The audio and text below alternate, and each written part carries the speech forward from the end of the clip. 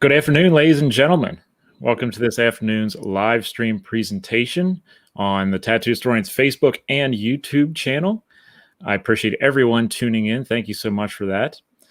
Today, our guest is Judy Batalion, and she has written a fantastic book entitled The Light of Days, Women Resistance Fighters in Hitler's Ghettos.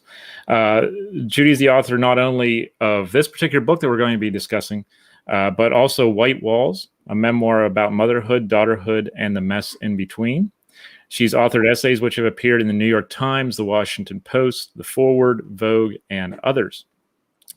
Judy earned her BA in the history of science from Harvard and a PhD in art history from the Courtauld, I hope I'm saying that right, Institute of Art, University of London. She's worked as a museum curator and university lecturer. Judy was born in Montreal and now lives in New York with her husband and 3 children. Judy, thank you so much for being here. Oh, thank you for having me. It's been a while in the making, right? We were supposed to do this in 2020, and then the book publication was pushed. It was pushed almost a year. I know, that's crazy that happens from time to time, I guess. When you have a global pandemic, these things happen.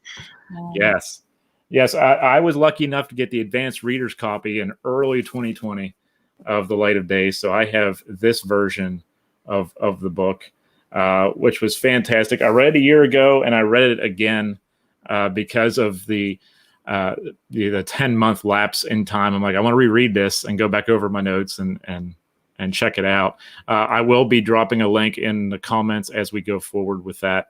But I'm so glad that you all are here. Judy, I do want to ask,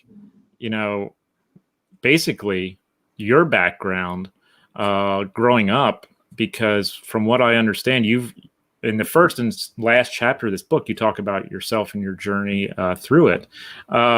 You basically write that your grandparents really defined, especially your grandmother, defined your vision forward and path forward in life. I'd love to give some spotlight to her and to their story here to start off with, if you don't mind. I don't mind. Sure. So I guess you're talking about my grandmother. In Yiddish, she's called a Bubby. So to me, she's Bubby Zelda. And my grandmother was born in Poland. All 4 of my grandparents were born and raised in Poland. And Bubby Zelda lived in Poland. She was married. She lived with my grandfather in Warsaw when Hitler when he attacked Poland. And early on in the war, she escaped. She left Nazi-occupied Warsaw, and her and my grandfather, together with some of their siblings, they decided to head east. My grandfather had a brother, actually, who lived near the Russian border at the time. And they stopped and stayed with him for a little while, and he was killed.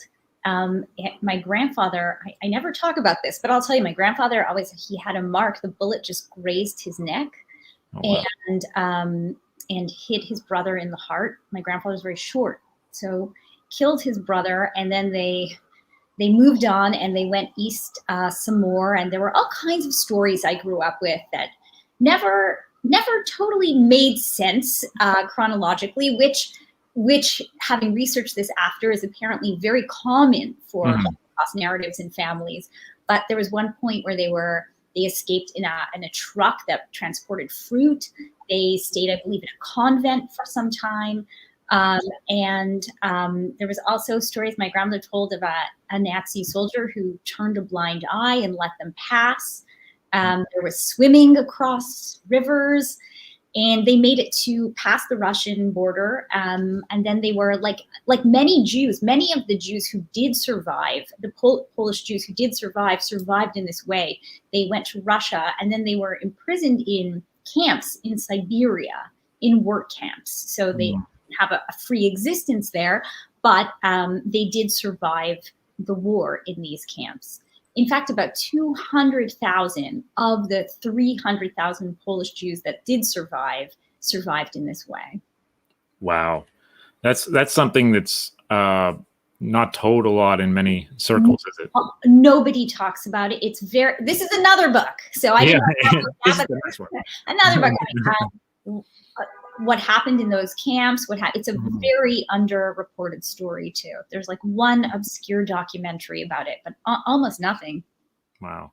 So that was an early introduction to your history, and your DNA, let's say, of what has transpired in your familial past.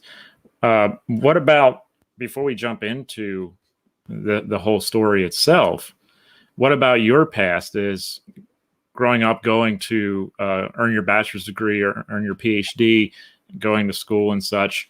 How did that define, your future going and doing those kinds of things? Because you were an art historian, and then you were a comedian in the evenings, which I think is fantastic. How did that? Funny. I think it's awesome. I think it's awesome. I because you've been penned up all day, and now you get to release it, right? When you're sitting there working with historical archives all day, you need to be with people in the evening. Yeah. Yeah. What was some of the highlights of your time as an art historian? What was something that you really liked doing with it? Oh my goodness, you are asking different questions. I used to be a pitcher, so I throw some curveballs. Yeah, that's highlights from my career as an art historian. Yeah. I spent a number of years working as a researcher for a museum of domestic interiors. It was really a museum. It was a British museum. This was in London, of middle-class living rooms through the ages. And I loved working there. I loved working in period rooms. I loved doing that kind of historical research. What did a living room look like in 1685? There was no Instagram to show us visually. So, in fact, I think no one's asked about this, but I think it's really related to a lot of the research I did for this book, because I really learned how to do detective work, how to sleuth things out, how to think around a problem and try to figure out, how am I going to answer? Where did the flask of mead sit in a middle-class living room in 1685? If that's even right, I'm probably right. But how do you think around that? And that kind of detective training really actually came from, I think, my experience working in museums. I'm glad I asked that question then. And also, in museums, I did a lot of work for them figuring out specifics of what was in a painting, what was in these representations of interiors. And based on what was in them, it actually affected the value of the paintings.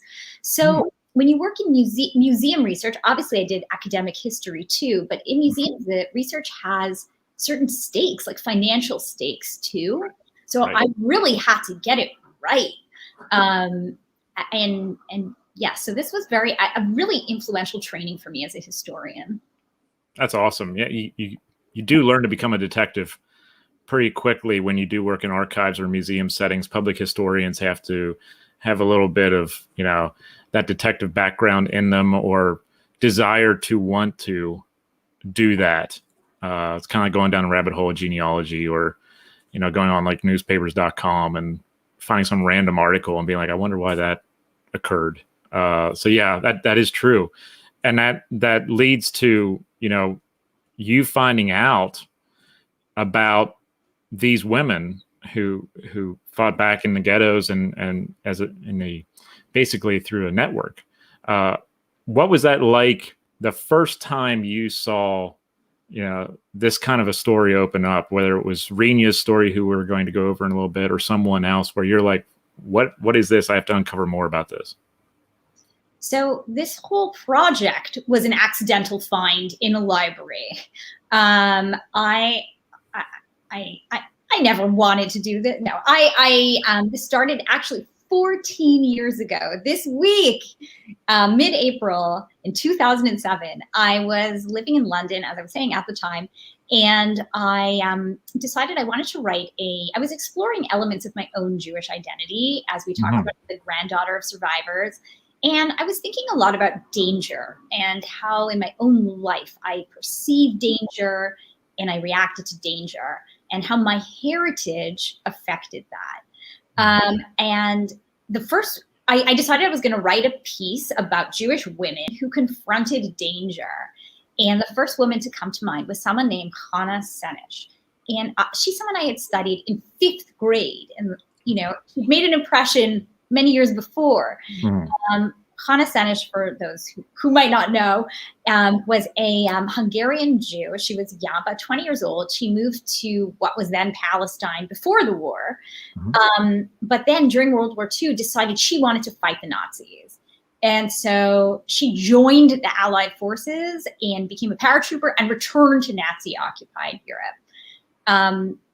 She was caught, but like legend had it that she looked her executioners in the eye as they shot her. So she was always this image, this symbol of Jewish female courage and bravery.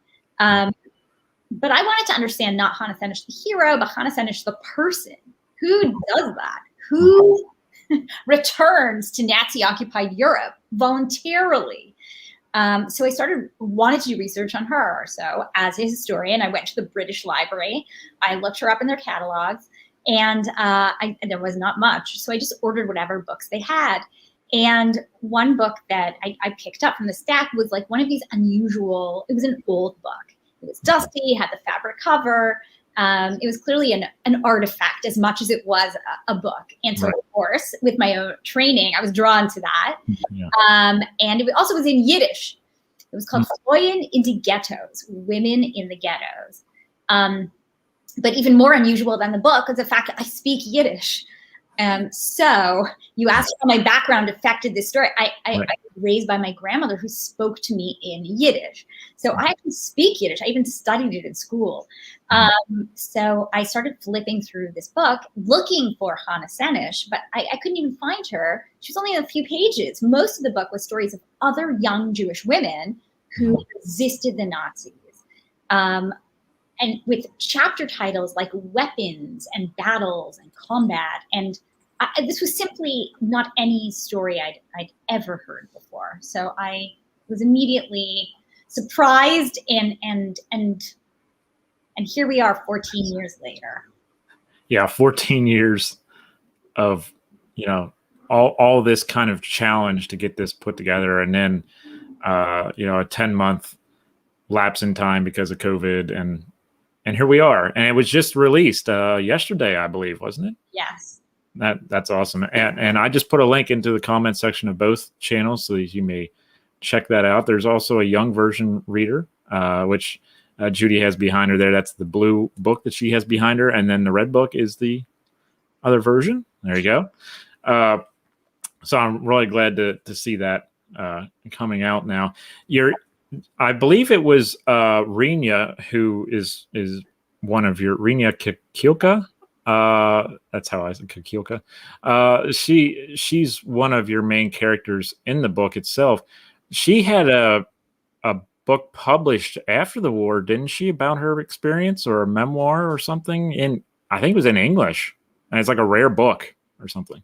Sure. So Renia's story, this Yiddish book that I found, I only realized later was a collection of excerpts and even obituaries and testimony and memoirs from that had been published. It was and then taken, that was excerpted and published, translated into Yiddish and published for an American audience in 1946 to tell the American audience what young Jewish women had done during the war.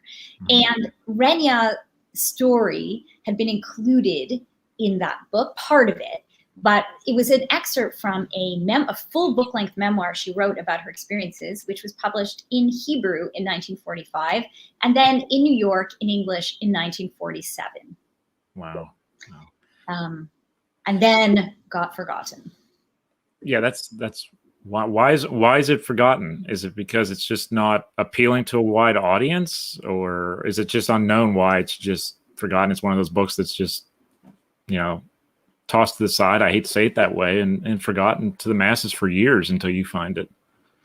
I think there are many reasons, and for instance, some have to do with the zeitgeist and our interest in the Holocaust and in what people are interested in over time. So for instance, while there was a lot of Holocaust publication, even in the US in the 40s, some would say that in the 50s, there was almost a fatigue, trauma fatigue, people call it. And so interest kind of waned.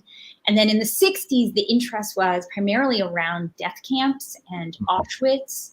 And then in the 70s, a more kind of hippie-ish time, there was, violent resistance or any kind of physical resistance was what kind of became unpopular, and people talked really about spiritual resistance and resilience. And then in the 80s, especially in the US, there was such a massive barrage of Holocaust literature that it kind of drowned out some of the earlier works as well. So one of many reasons why stories have been forgotten. And this flies in the face of this idea that, other than the Warsaw Uprising, which has garnered so much attention over the years for obvious reasons, there was this thought or this theory, an incorrect theory, that many of the Jewish people didn't resist in this manner. They went, they thought it was some kind of a sign of trauma that they must go through and stuff. It was a very incorrect thought and theory. And this book, as well as some of the other writings, goes totally against that to showcase this in a new way. Yeah, I mean, has been called this myth of Jewish passivity is a myth. I think, after working on this project, I cannot see the Holocaust narrative as one that's not about constant resistance, constant resilience, constant defiance. Just most people were still killed because they were battling a massive military force.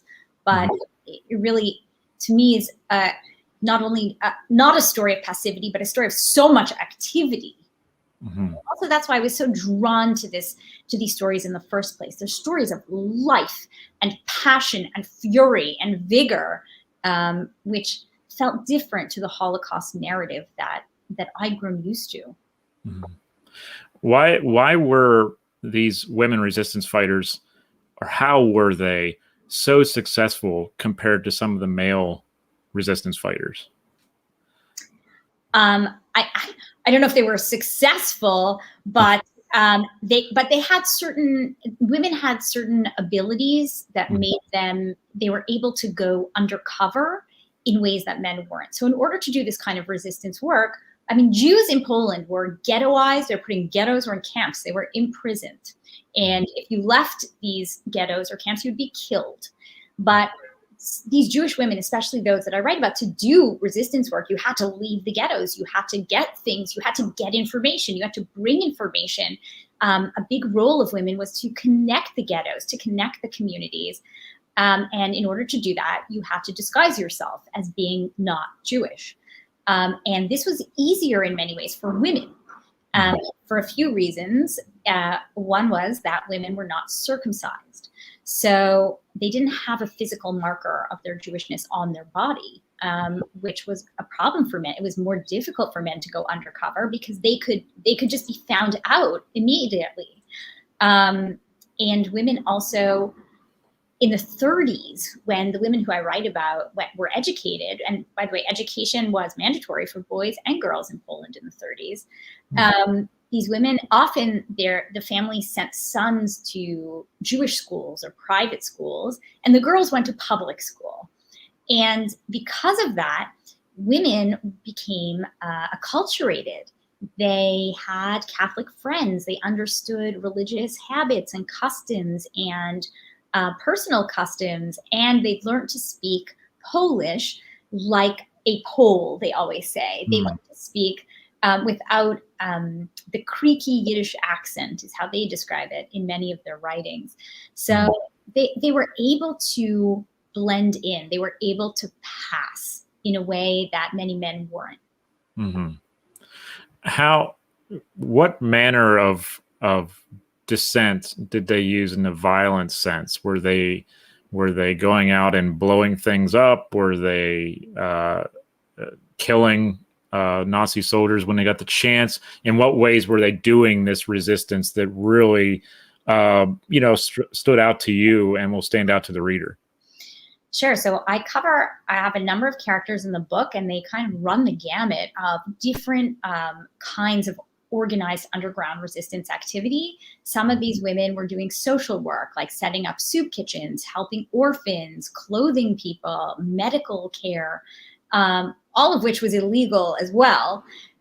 Some of the women were, as I say, they were called Courier Girls, which is a little bit what I was talking about before. And these were women, young Jewish women, who left the ghettos and connected the ghettos, brought information. Jews had no radios. They weren't allowed news. So these girls would bring news to the ghetto of what was happening to the Jews, of even the Nazi killing plan. It was young women were bringing this information. These Jewish women were also smuggling weapons, ammunition, dynamite, explosives to help in the Warsaw Ghetto Uprising and in other armed ghetto uprisings that we haven't heard about, but also happened. And then some of these women were saboteurs. They were blowing up Nazi supply trains. Some of them were assassins. Some of them were fighting in these ghetto uprisings, flinging Molotov cocktails, bombing tanks. So kind of spans many kinds of resistance activity. Yeah, that really goes back just to the idea of resistance, right? There are different forms of resistance throughout history and whatever time period we're talking about, whether it's sitting at a lunch counter you're not supposed to sit at, or doing something a little bit more violent. There are different types of resistance that can be shown as a resistance movement. And I think that's so well highlighted in your work, because so many people had their own style of resistance, what they were comfortable doing perhaps, or what the moment arose where they had to do something that was seen as resistance. And I think that far too often we tend to think of resistance as simply fighting, blowing something up, doing something like that. It has to be a violent thing, when in fact resistance can take on the form of you're passing on a message to someone when you're not supposed to even talk to that person, or you're not supposed to tell them the news of what's going on. That's a form of resistance. I mean, even, yes, even writing is a form of resistance. Even laughing. Jews weren't allowed to show laughter in certain situations, and telling a joke can be a form of resistance too. Did any of these women face obstructions or violent behaviors from male comrades along the way? Because there is this idea sometimes that women in the Russian army were faced with some obstructions from their male comrades. And I mean obstructions like violent behavior, rape and stuff like that. Were there instances of that in these resistance movements? It's a great question.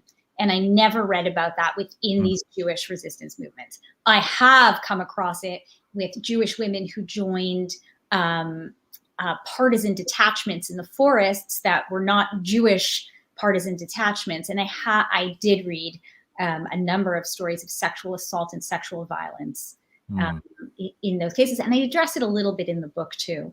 But within these Jewish movements, I never read anything like that. No. How many women are we talking, Judy, approximately, who were involved in these kinds of efforts? I mean, it's hard for me to answer that question. And I'll tell you, this morning I got an Instagram message from someone saying, my grandmother, here's a photo. She was in Warsaw. She was part of the hospital. She helped children escape from outside. I mean, I never heard of your grandmother. They're asking, do you have more information about her? She never talked much about her story. So, the more public my work becomes, the more women I find out about. When I first began the project and I found that Yiddish book at the British Library, that book listed maybe like 40 names, which I assumed was it. But I went on to find hundreds of names, if not thousands. I know apparently 3,000 Jewish women joined partisan detachments. So, we're dealing with a lot of people. And as I say, as my work becomes more public, people contact me to tell me these stories too that I'd never heard of. And please do contact me. I'm extremely interested. Yes, I have actually just followed Judy on Twitter. I thought I was following her a year ago until I put the tweet up this morning. I'm like, why am I not following Judy on Twitter? I felt terrible about that because I thought I was following you last year. And I was like, so there's ways that the beauty of what we're going through now and the beauty of social media and the internet in general is we can reach out and compare notes, so to speak, with each other or ask these types of questions in someone's private messages or tweeting or whatever else. It's the beauty of it, which leads to more digital history being heard and seen. And maybe this story will compel someone to go back into their own family history to find out something, because it could be a big surprise for a lot of people. Someone did tweet me the other day. It was a photo of his his grandmother and like her sister with guns in the forest. Amazing. Yeah, that's fantastic. That's awesome. You wrote in the book, I want to pull this quote from your book because it really hit home for me, and I know it may hit home for some people, where you said, my genes were stamped, even altered, as neuroscientists now suggest, by trauma. I grew up in an aura of victimization and fear.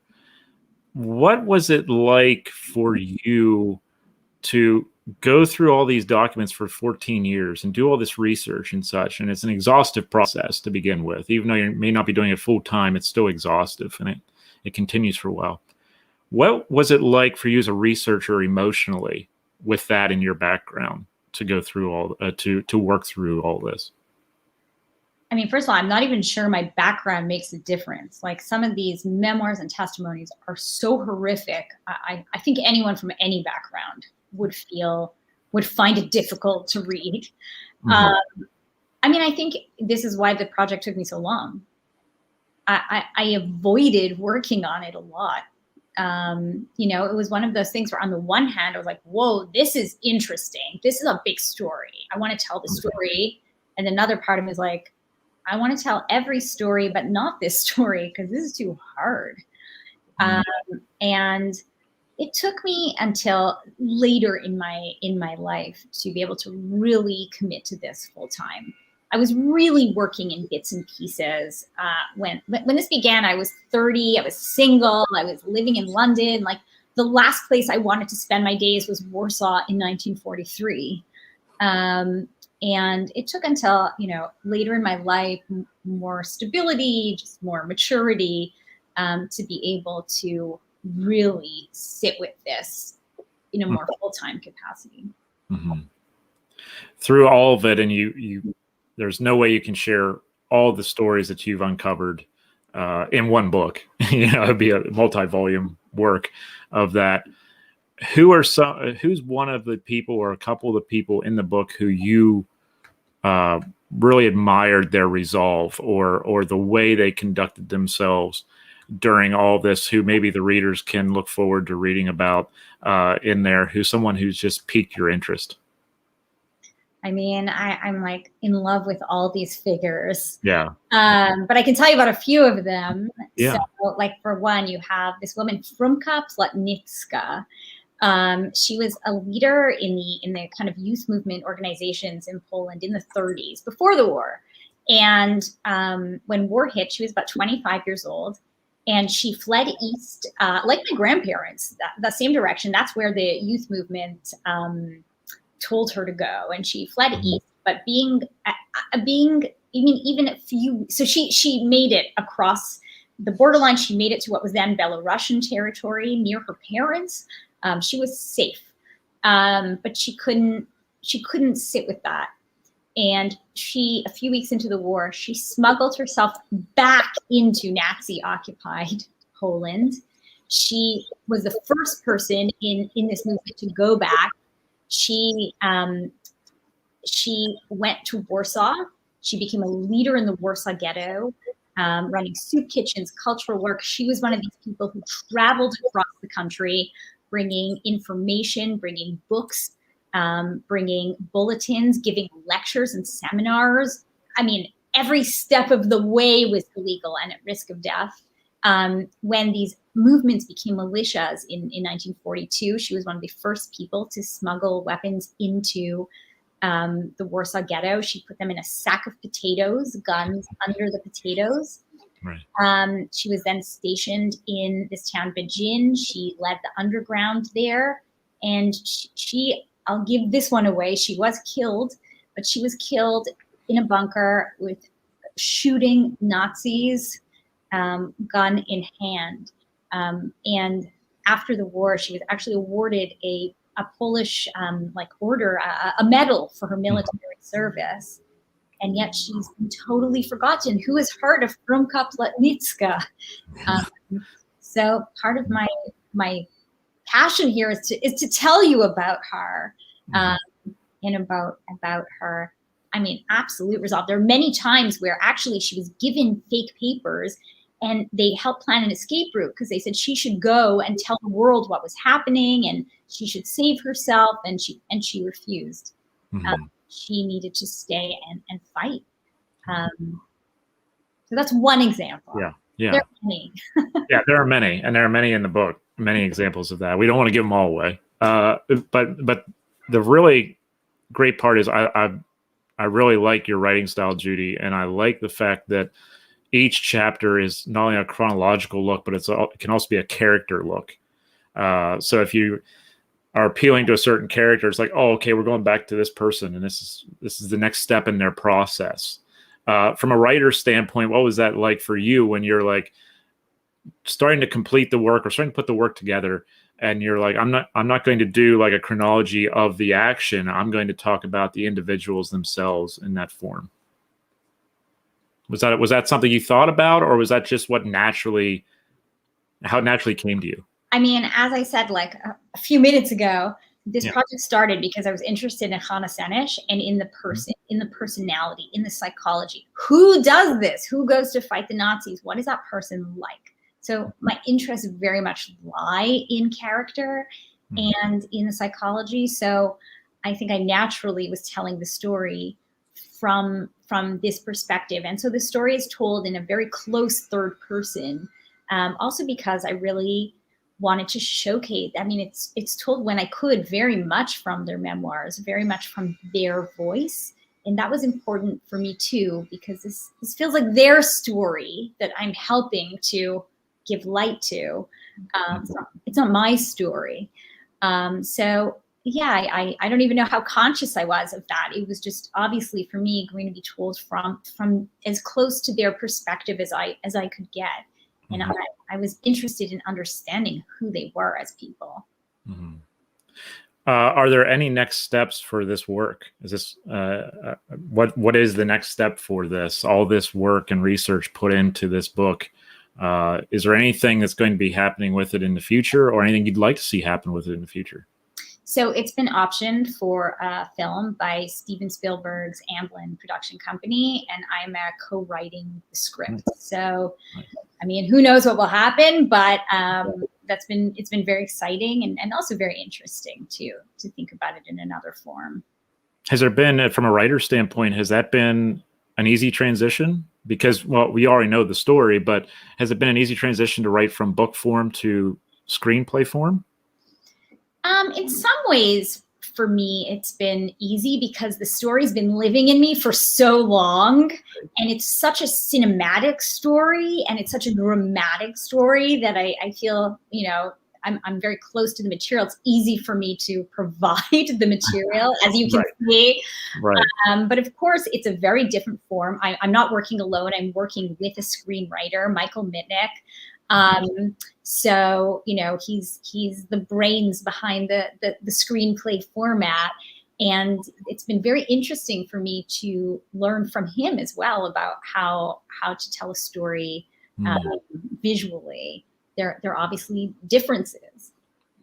Yeah, that's awesome, because when I was reading through it, especially the second time around when I was reading through it earlier this year, I'd just gotten back into comics and graphic documentary comics and stuff like that. And I'm like, I'm seeing this in storyboard form after a while, because it's like, this is such a great interpretation of this, that I can see this happening in this format, and to think that it's going to be put on film is just along that same line, right? Of, I'm thinking this would be a great graphic documentary, kind of like, I don't want to use graphic novel because it's true, but it's just that form and style just fits in so well with it. Yeah. It's an action movie in that way, it's a overcoming the odds movie waiting to happen. And that's just awesome that you're going to be working on that. It has to be such an honor to be picked up like that, and be doing that. Incredibly honored. I'm incredibly touched that so many people are interested in this story. I mean, this has been with me in my head for, a decade, more than a decade. And so to know that, like, oh, other people are interested in this is it's very moving. It's very moving for me. Thank you. That's awesome. Yeah, that's awesome. I can't wait to see the direction it goes in. With that idea of writing for the book format and then writing for screen and the transitions and stuff. I know I have a lot of people who follow me who are students, graduate students. Some people have a graduate degree. Some people have blogs.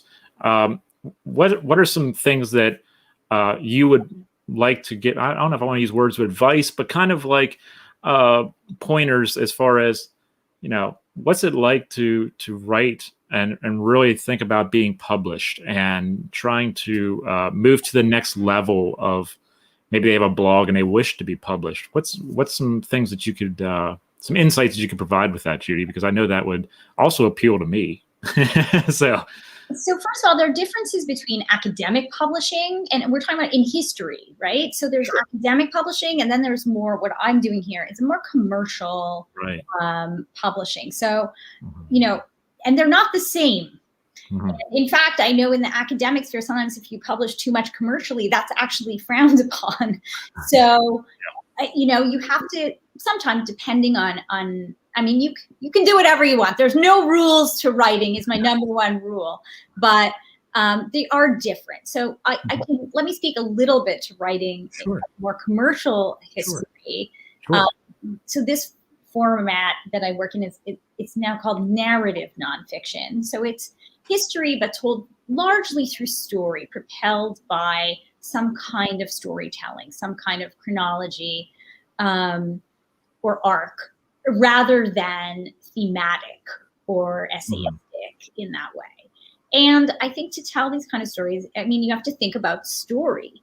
You have to think about beginning, middle, and ends. And I think as a historian, especially when I publish short pieces in the newspapers, as I've done more recently around this, it's also really important to think about how this material resonates now, and how other people, how you need to make that connection for other people too. And a lot of that is going down to your passion. Why are you interested in it? What is your real passion? Because often that's what other people will connect to as well. So I think to sum up, in a more commercial publishing kind of context, it's important to think about why this matters now. And that's a key thing to take away, right? For when you're pitching that idea, you have to be able to show that this matters now for this reason. Yes. So that's why it should be published by your local newspaper or whoever it may be in the long run, because popular history is starting to gain traction in many ways. And with this book and with other works, you're starting to see it now, where a lot of other historians are starting to go that direction. Also because of ease of access, right? The books from a major publisher tend to be cheaper than books from a university press. So it's ease of access. The story gets out there, and there's more to it than just sitting on a shelf at a library. So yeah, that's a huge difference from the way we used to think about promoting these. I think there's a huge difference. Then, as you said, there's a difference between academic publishing and public history publishing or popular history publishing. And then to go into the movie format was just awesome. So I'm really excited for all that. I did put links up in the comments, everyone who is watching right now or watching later, because this will be published forever. As long as I have a page, it's going to be on here. So I did put links in the comments section about or where to find this particular book. Judy, any last words about the book and the position or the direction it's going in right now before we go offline? Because I want to give you the floor. You and I both love to talk, so I want to give you the floor. Yeah, I love to talk, and I could go on for 2 hours about this, but I'm wondering if there's something that has crossed your mind that you would like to bring across to the audience before we do log off, because this is your time to shine on my page. So no pressure. No pressure. Go shine. No. No, I mean, ask what I don't know. I feel we've talked a lot, but is there something that's useful to your viewers? Something that would be interesting?